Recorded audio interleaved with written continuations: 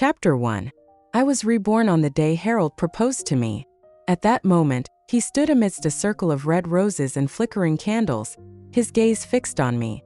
No amount of festive decoration could conceal the impatience simmering in his eyes. Dragged downstairs by my roommate, I resolved to stop pretending. I pulled Lily, who had been watching in silence, over to my side. Harold's expression hardened as he locked eyes with me. "Zoe, what are you doing? I proposed just like you wanted. What more could you possibly want?" I shook my head. "You proposed out of pressure from your family. This isn't what I want. I've known for years that your true love is Lily. If that's the case, I'll let you be together." Lily looked at me, confusion clouding her eyes. Harold momentarily faltered. Regaining his composure, he gripped my wrist, his voice rising. "You're just trying to embarrass me in front of everyone, aren't you?" This man truly couldn't discern right from wrong. Suppressing my disgust, I forced the most sincere expression I could muster and pushed Lily into Harold's arms. "You two are meant for each other. I won't stand in the way of true love." Harold glared at me, his lips forming an unspoken argument. I patted my chest reassuringly. "Don't worry. I'll talk to your parents. You won't be humiliated." The crowd hesitated but then cheered, buoyed by my words. It was merely a proposal.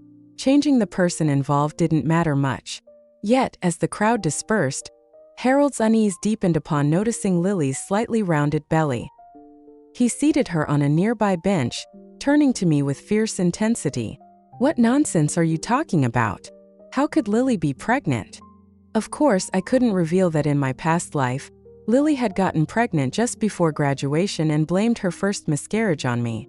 She insisted that if she hadn't rushed to support me during my competition, she wouldn't have lost the baby. Furious, Harold had orchestrated the revocation of my overseas scholarship. In that moment, I casually lied. "My mom has a friend in OBGYN who saw Lily for a checkup." Harold's anger flared. "So you knew she was pregnant and still made me?" He hesitated, unable to articulate his frustration. I feigned surprise. "You love her so much. Didn't you swear in front of 100 witnesses from both our families that you'd marry only her? Are you going back on your word?" I sneered. "Harold, your so-called true love is quite unreliable." Harold was left speechless, his neck craning as he searched for a retort. Behind him, Lily approached cautiously. "Please stop arguing." She placed a hand protectively over her belly. "It's my fault for being naive and trusting the wrong person, which led to this. The doctor warned me my health is precarious. If I miscarry again, it could be life-threatening." Harold, unable to bear her distress, immediately comforted her. "Don't worry, Lily. I will find the bastard responsible."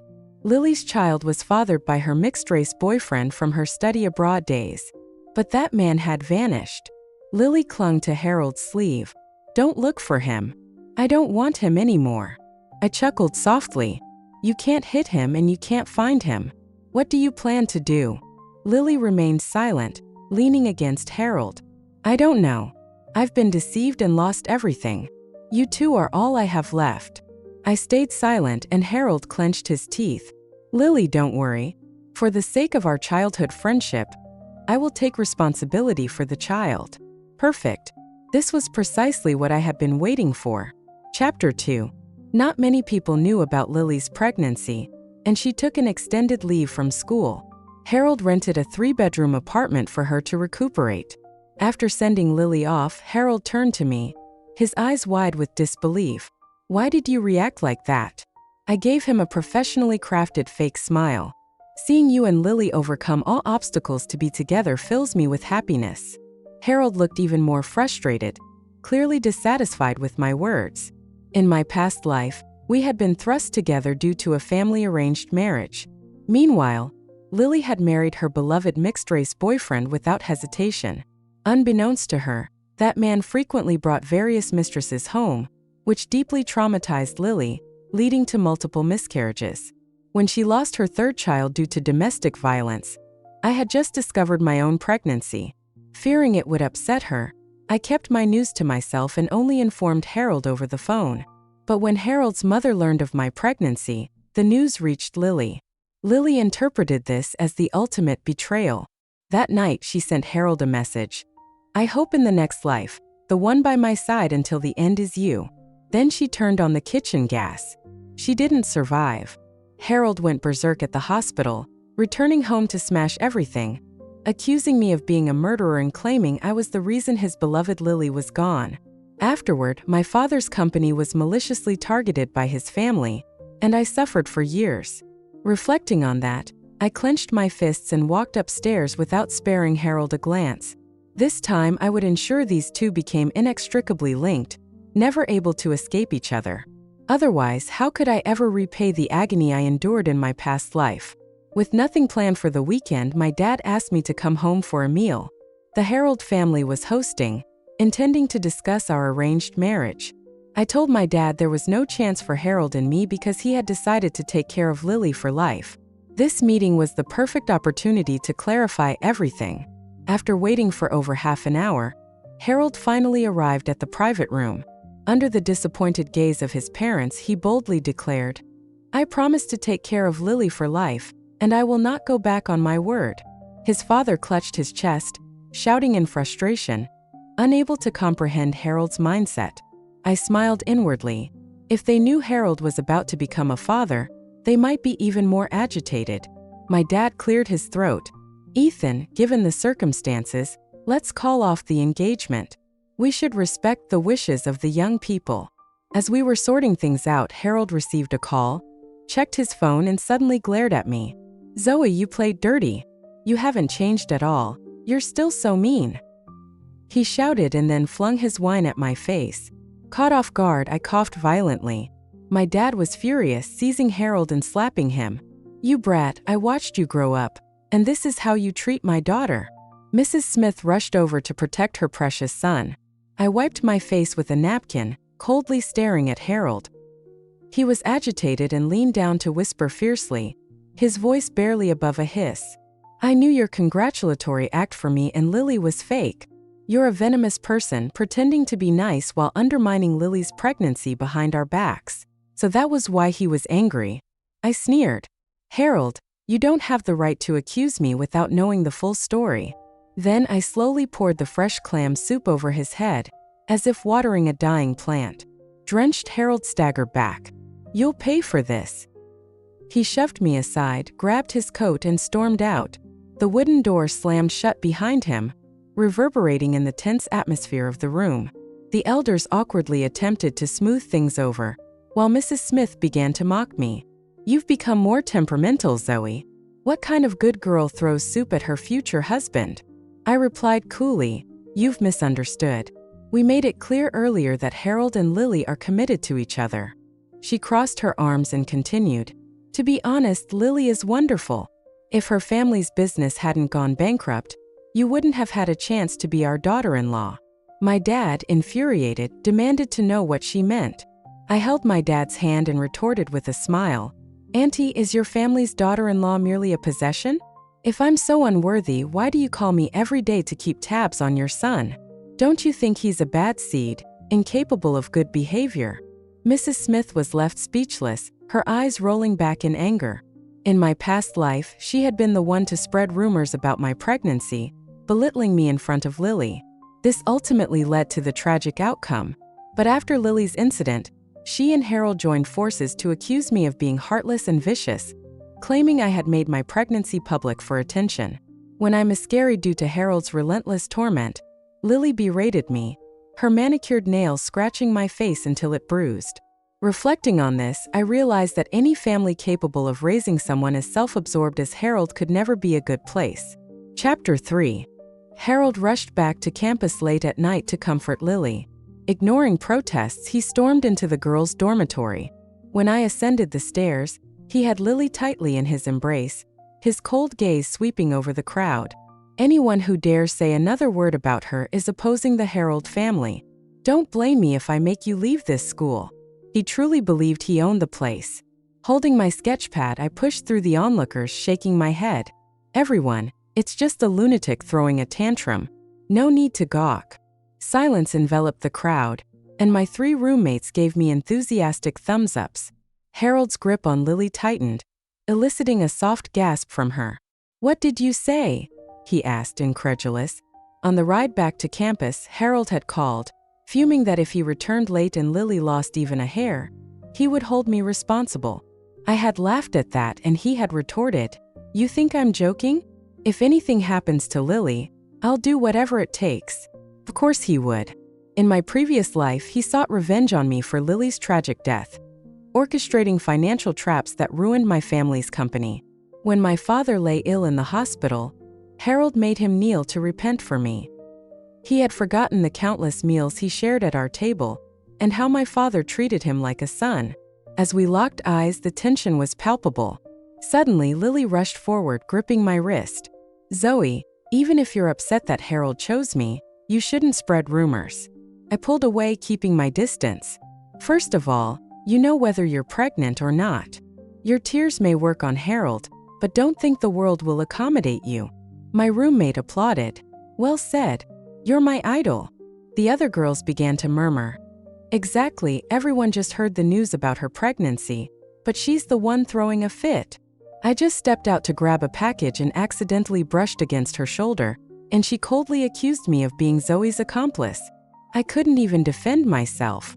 She acts like everyone's out to get her, when in reality, no one cares that much. Lily's face drained of color, and she stumbled back. Harold caught her, glaring at me. "Zoe, don't think you can act recklessly just because your dad supports you. If you don't apologize to Lily tonight, you won't set foot back in this dorm." Hearing this stirred something within me. I stepped closer. "Harold, barging into a girl's dorm and threatening a girl? You should be the one apologizing. You've embarrassed your entire family." Harold, furious, raised his hand as if to force me into a bow. I seized his wrist, twisted it down, and flung him to the ground. These past few days, I hadn't just honed my art skills. I had also practiced judo. "Your mother asked me to teach you a lesson. It's my responsibility." Lily, both shocked and scared, pulled the blushing Harold to his feet. The dorm supervisor arrived with a broom, and Harold finally left. The next day, he used his connections to trace the IP address of the person who leaked Lily's pregnancy. It turned out to be Naomi, who had recently been competing with Lily for a scholarship. As I took out the trash, I spotted Harold and Lily cornering Naomi, demanding she kneel and apologize. Lily's eyes sparkled with satisfaction, yet she maintained her innocent facade. "Let it go, Harold. Naomi hasn't bothered me lately. Besides, she's close to Zoe. This might upset her. I don't want more trouble." Harold's protective instincts flared. I knew Zoe wouldn't let it go. He leaned in, threatening Naomi that if she didn't kneel, he'd reveal her photos from when she worked at a bar. Harold's method of resolving issues was always crude. Despite sharing a dorm, he never considered giving Lily a break. Naomi trembled, feeling humiliated. If Lily hadn't bullied me for my opportunities, I wouldn't have had to resort to this. As she spoke, she pulled a pencil from her hair and lunged at them.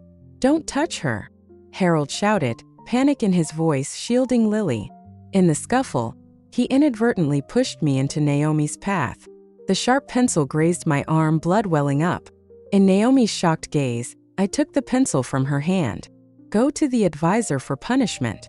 I won't pursue this." Naomi nodded and turned to leave, but Lily screamed, "She can't go. Harold, did you see? They're in this together. If I don't get justice today, I'll end it all." Clearly, she intended to push Naomi further, making me her target for revenge. Calm down, Naomi acknowledged me and went to find the advisor. Harold, having checked on Lily, finally noticed my wound. "I'm sorry, Zoe," he said, genuine guilt on his face. "It was an emergency, and Lily's situation is special, so I had to." "Push me into danger?" I looked at him with disdain. "Did you ever think that if I hadn't reacted, the pencil could have gone into my eye?" Harold swallowed hard. "It wasn't that serious. Lily's an artist. Her hands can't get hurt." In that moment, he forgot that I had also been painting since I was 7. I stepped closer, and Harold instinctively shielded Lily behind him. "Harold, extend your hand. I have something for you." He frowned but stretched out his right hand. I pressed the pencil into his palm, dragging it across. "Ah, what are you doing? Are you insane?" Lily gasped and clung to Harold. I smiled sweetly. Harold, our years of friendship and your little shove earlier. I'm returning them all to you. And I wish you and Lily a lifetime of entanglement." As I walked away, Harold's eyes quivered with shock. Chapter 4. Not long after, Lily's prolonged absence from school became a topic of discussion, and her pregnancy was impossible to hide. Initially, the school planned to expel her, but Harold managed to smooth things over with a hefty donation, promising to fund a new library, which ultimately secured her diploma. However, the gossip around campus intensified, making Lily increasingly sensitive. Whenever she spotted groups whispering, she felt they were mocking her. A minor incident, like a roommate forgetting to greet her, led her to accuse others of isolating her. Meanwhile, I devoted myself to the studio, preparing for the imminent national painting competition. The winner would earn the chance to study under a renowned artist for 6 months, a dream I had cherished for years. In my past life, I had prepared for months brimming with confidence. But on the day of the competition, Lily experienced severe abdominal pain. Beneath the sycamore tree, she clung to my arm, pleading with me not to abandon her. Despite calling for an ambulance and alerting a teacher, she later accused me of neglecting her. This time, I vowed not to show any compassion. Kindness bestowed upon the undeserving only leads to calamity. As the sun dipped below the horizon, I completed my painting and opened the door to leave. A tall figure loomed at the entrance, startling me. "Harold, what are you doing here?" I regarded him warily.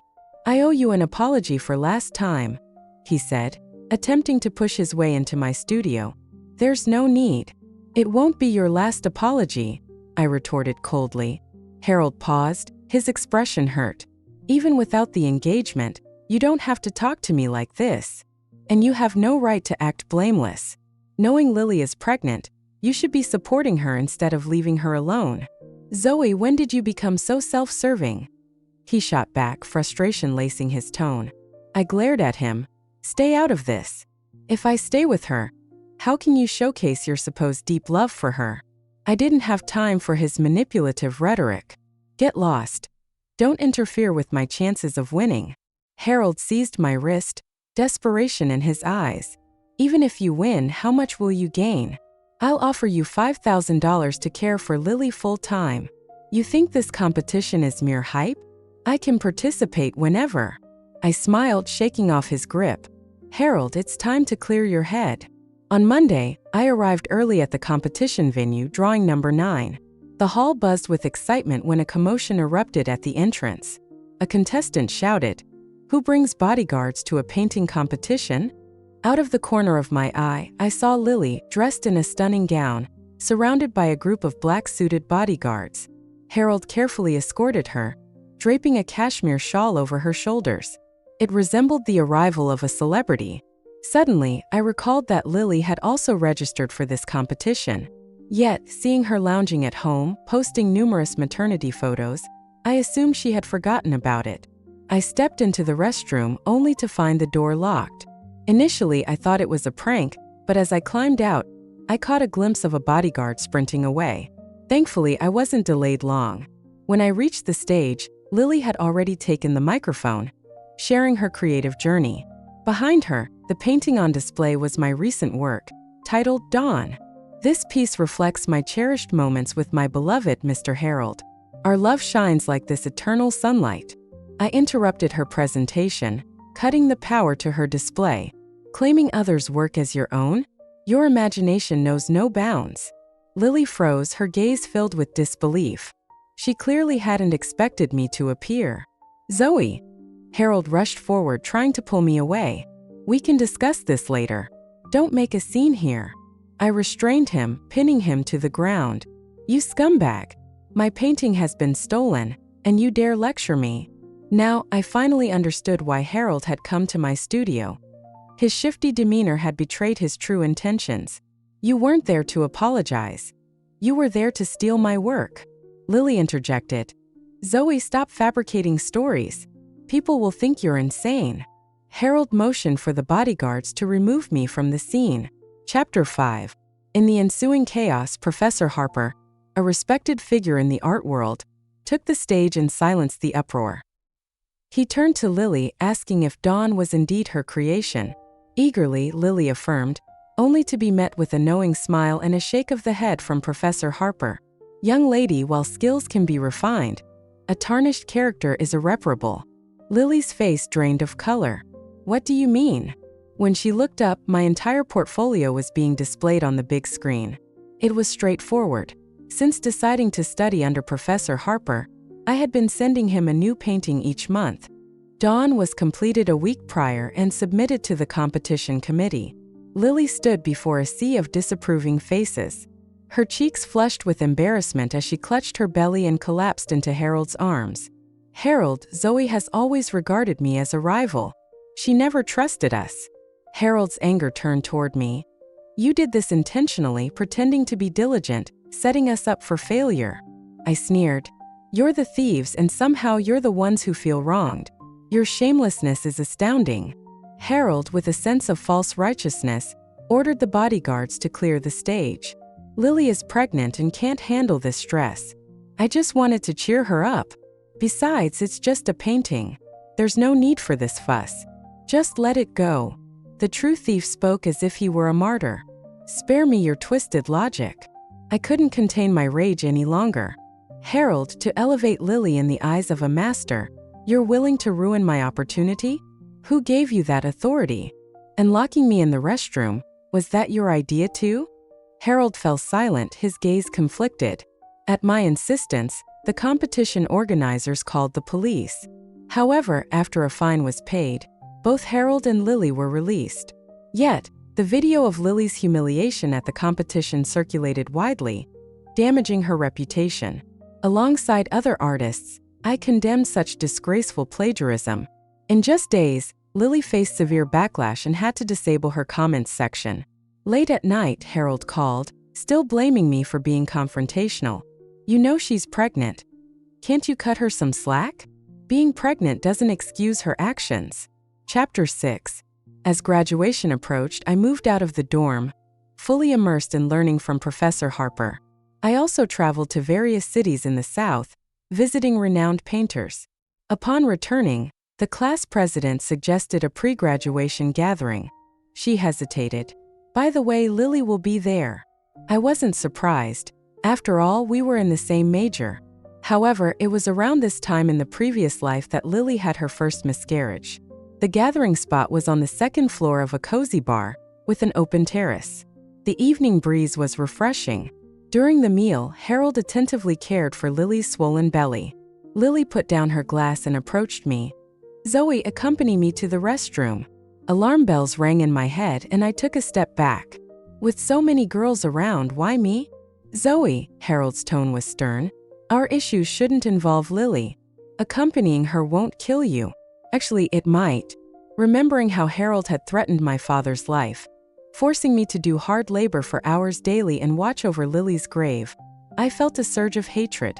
How did Harold react when I died of heart failure from overwork? He probably laughed, wishing me eternal damnation. I stayed put. Lily, displeased, rubbed her eyes and headed to the restroom.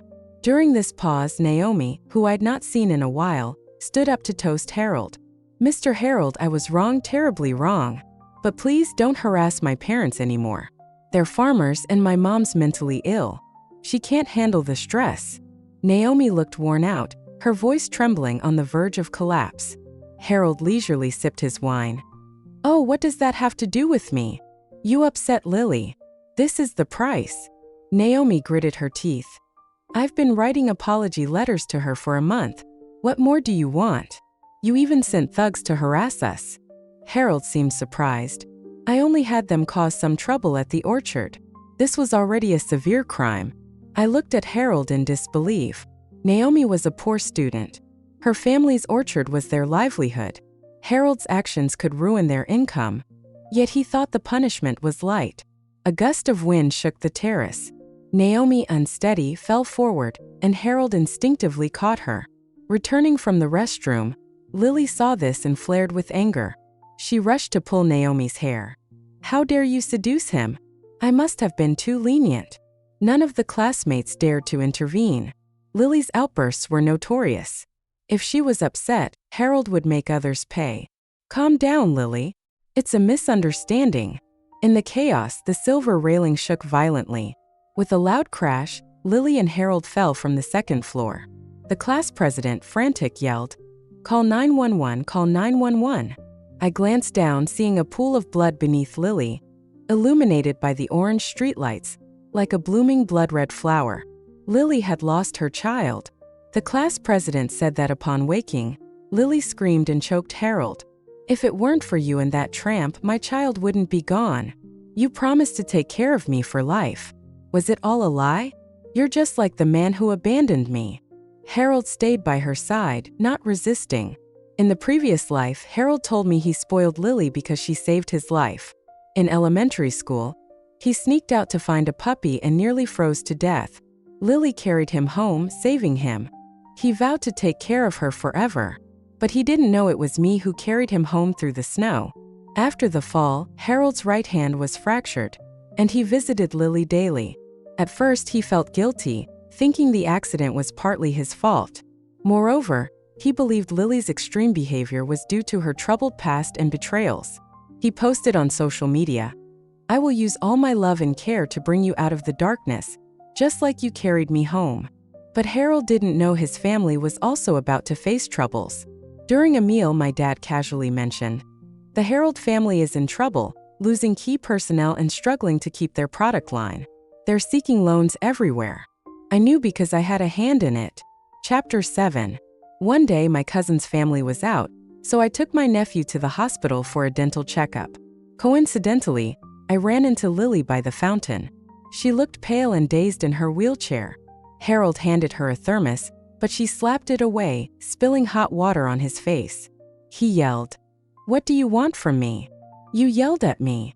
You don't love me anymore." Crying, Lily said, "Leave me. I don't need a man who doesn't love me. Let me fend for myself." My 4-year-old nephew asked, "Auntie, are they crazy? Should we buy them food? Teacher says we should be kind to crazy people." Harold heard this, looking at me in surprise. I noticed he looked ill, with dark circles and sunken eyes. Seeing my nephew, Lily pointed at me, "Are you here to mock me? How evil can you be? Zoe, if you hadn't come to the party, this wouldn't have happened." I was speechless. People who blame others will find any reason, no matter how far-fetched. "I'm not your mom. Why follow me? Zoe, stop talking." Harold always tried to silence me. "You should spend this time getting her a mental health check." My nephew giggled. "Auntie is awesome." I carried him away, leaving them arguing. 4 years of college ended. As I packed, I saw Naomi with her suitcase. She nodded and walked past, but suddenly turned back. "That night, you knew I tampered with the railing. Why didn't you expose me?" I shook my head. "I don't know what you're talking about." I didn't want to get involved in her issues with Lily. On the contrary, the deeper her revenge on those two, the happier I was. Turning, a strong hand shoved me against the wall. "Harold, what's wrong with you? Lily's been missing for days. Is it your doing?" He stared at me, his hand slowly reaching my neck. "She often disappears. Do I get blamed for every missing hair? I saw you with Naomi. You must have incited her. You're jealous of Lily and blame her for taking my heart." I looked at him coldly, tapping his head. "Harold, how are your bones lately?" He swallowed, recalling how I had overpowered him. "Show me your phone, and I'll know if you plotted against Lily." I laughed. "You think you deserve to see my phone?" He smirked. "You're hiding something." He tried to grab my phone, pushing me into a small studio. Seeing his angry face, I remembered something funny. "Harold, if Lily's been missing for days, why aren't you looking for her instead of harassing me? You don't care that much, do you?" Since our last encounter at the hospital, Harold's patience with Lily had waned. No matter how deep a love, constant testing and drama will wear it out. Caught, Harold lit a cigarette. "Long time since you cursed at me. It's nostalgic." I wondered if he needed a mental check too. In the silence, my phone rang. It was my junior Leo. "Senior, I'm ready for you." He was my recent go-to model. "I'll be there soon." "Stop, you're not leaving." Harold heard Leo's playful tone, getting suspicious. "What's your relationship with him?" I shrugged. "Shut up if you can't speak properly." Harold blocked the door, insisting I go to the police station with him to wait for news about Lily. I elbowed him, but the closed studio filled with smoke. Harold's discarded cigarette had ignited the coroner's papers. It was an accident. He panicked, calling for help. In the thickening smoke, I saved as many papers as I could. Fortunately, other students helped, and the fire was quickly extinguished. Both Harold and I were reprimanded, but he was publicly reported. Whether in the past or now, nothing good came from associating with him. Now we must go to the police. I dialed 911 coldly. Chapter 8. Perhaps it was fate. Among all the burned papers, one was my old painting, Memory in the Snow. At the police station, Harold saw the half-burned painting and trembled. In the snowy scene, a ponytailed girl carried an unconscious boy, followed by a limping black dog. Harold's eyes reddened, his voice hoarse. "Zoe, did you paint this? Was it you who carried me home?" I stayed silent. He clutched the paper, showing a mix of regret and longing. Soon my dad and Harold's parents arrived. It was late with heavy rain outside, the raindrops splashing like golden butterflies. Seeing her son in despair, Harold's mom raised her umbrella to hit me. "Such a small matter, and you call the police? You're a spiteful girl with no manners. Watch your mouth. Don't you dare touch my daughter." My dad stood protectively. "Zoe, it's just a few paintings. I can buy you 100. You just want to ruin my son." My dad laughed. "Who wants your entitled son?" Harold's parents were already upset because my dad hadn't loaned them money. Now they had a reason to vent. The police silenced them. Harold's mom clung to him. "Tell me this isn't true. You didn't mess around with others." "Enough, Mom." Harold covered his face. "You shouldn't talk to Zoe like that." I raised an eyebrow. What was this? Harold was ordered to compensate me for the lost paintings, but his mom refused, insisting her son did nothing wrong. In the struggle, a small bag of white powder fell from Harold's pocket. Silence fell. The police officers' faces turned serious. They picked up the powder for testing and temporarily handcuffed Harold. My dad sneered. "You should have left. Now your son can't." Tonight was full of twists and I was exhausted. My dad, like when I was a child, patted my shoulder, assuring me everything would be fine. Days later, I received an interview notice from a top foreign art school and heard Lily had returned, pregnant again with her mixed-race boyfriend's child. But he was arrested abroad, shattering her dreams, and she returned to Harold. However, Harold was still detained. His blood test was clean, but the origin of the contraband was unknown. In the end, pregnant Lily testified he was framed during a party. After verification, Harold was released. That day, my dad drove me to a city meeting. Stuck in traffic near the police station, we saw Harold's mom furiously pulling Lily's hair, blaming her for ruining Harold. Lily, pregnant, fought back, pinning her down. She coldly said, "My first child died because of Harold. He owes me." Chapter 9. Harold, entangled with Lily, painfully cut ties with his family to care for her and the baby. I posted videos of them online, captioning, "A pinnacle of pure love." I knew Lily's paranoid nature and hired trolls to imply that marriage should be between equals. During Lily's love life streams, people noticed Harold's deteriorating state. One day, I shared an award-winning painting. Harold liked it first. That night, during Lily's stream, she tried to get Harold to act lovingly. Harold didn't comply. Mocked by viewers, Lily lost control and shattered a bottle on Harold's face. Watching their mutual destruction, I happily ate an extra bowl of rice. Soon, the struggling Harold family hosted a dinner. I attended in style, presenting a masterpiece, earning praise from all. Ignored, Lily glared at me with resentment. She wanted to showcase her love with Harold, but with his family's bankruptcy imminent, no one cared. Harold's parents pushed him to marry a wealthy woman, to become a live-in son-in-law, at least maintaining a high-quality life. Lily clung to Harold, her words a veiled threat. "Harold, you're all I have. If you leave, I don't know what I'll do." Harold closed his eyes, reopening them with indifference.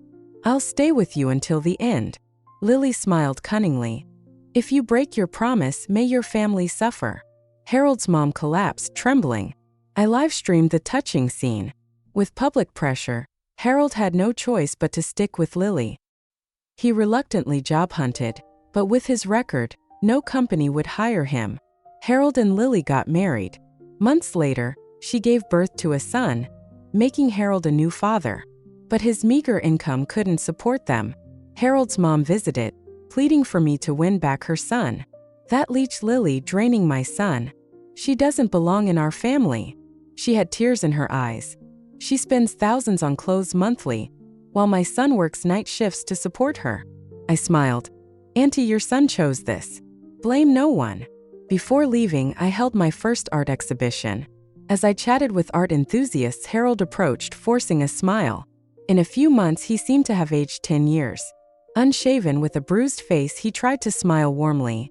Zoe, your exhibition is great. I love it. I coldly replied, thanks. His tone dropped. But there's no memory in the snow. It's good it burned.